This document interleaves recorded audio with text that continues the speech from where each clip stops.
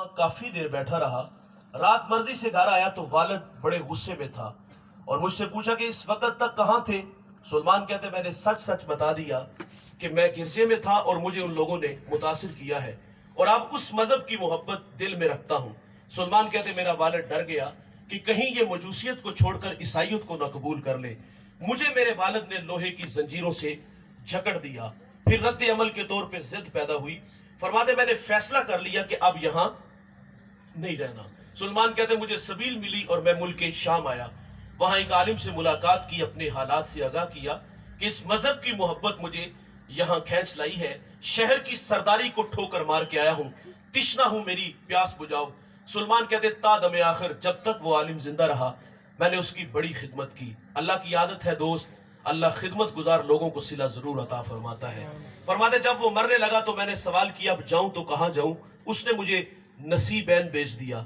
फरमाते मैंने वहां आकर के उस आलिम की भी बड़ी खिदमत की। जब वो मरने लगा तो सरापा सवाल बन के उसके सामने खड़ा हो गया, अब जाऊं तो कहां जाऊं। उसने मुझे एक और जगह भेज दिया। फरमाते मैंने उसकी भी बड़ी खिदमत की। जब वो मरने लगा तो मैंने उसको भी कहा आप किस चौखट का बेकारी बनाओगे। उसने कहा सुलेमान बाखुदा अब मेरी नजर में कोई ऐसा शख्स नहीं जिसकी खिदमत में मैं तुम्हें भेजूं। जब ये बात की तो दिल की नैया डूबने लगी, अंधेरे छाने लगे, ऐसा लगा कि दीवार आ गई। उस आलिम ने जब डूबती नैया देखी तो किनारा देता है, कहा सुलेमान अब आखिर ज़मा मोहम्मद का जमाना करीब आ गया है। नखलुस्तान दो जले मैदानों के दरमियान तशरीफ लाएंगे। सुलेमान कहते अगर वो सरजमी में पालूं तो उस नबी को पहचानूंगा कैसे। ध्यान से सुनिएगा। उसने कहा उसकी 3 निशानियां हैं। नंबर 1 वो सदका नहीं लेंगे, नंबर 2 वो हदिया कबूल करेंगे, नंबर 3 उनके दोनों कंधों के दरमियान महाजे कल्ब पे मोहरे नबुव्वत होगी। कहा सुलेमान अगर तू वहां पहुंच सकता है तो पहुंच जा। फरमाते मैंने रखते सफर बांधा, दौड़ लगा दी। सरे राह मुझे बनी कल्ब का काफिला मिला। मैंने उनसे कहा मेरे पास कुछ गायें और बकरियां हैं, ये मुझसे ले लो और अपनी सरजमी तक पहुंचा दो। सुलेमान कहते वो इस बात पे राजी हो गए, लेकिन बड़े जालिम थे कि एक जगह पे जाके उन्होंने मुझे जकड़ लिया, मुझे गुलाम बना लिया। गुलामी तलख बड़ी होती भाई, कहते बड़े ही धक्के खाए। उन्होंने फिर मुझे एक यहूदी के यहाँ फरोख्त कर दिया। फरमाते उस यहूदी ने मेरा सौदा एक और यहूदी के यहाँ किया। फरमाते खैर उस यहूदी का ताल्लुक हुजूर के शहर मदीना से था। मंजिल नसीब हो गई, अब उड़ीकने लगे। एक दिन किसी ने गुजरते कहा दीवाने जिसकी राहों में बैठी हो ना वो प्यारे मोहम्मद दुनिया में जलवा फिराज हो चुके हैं।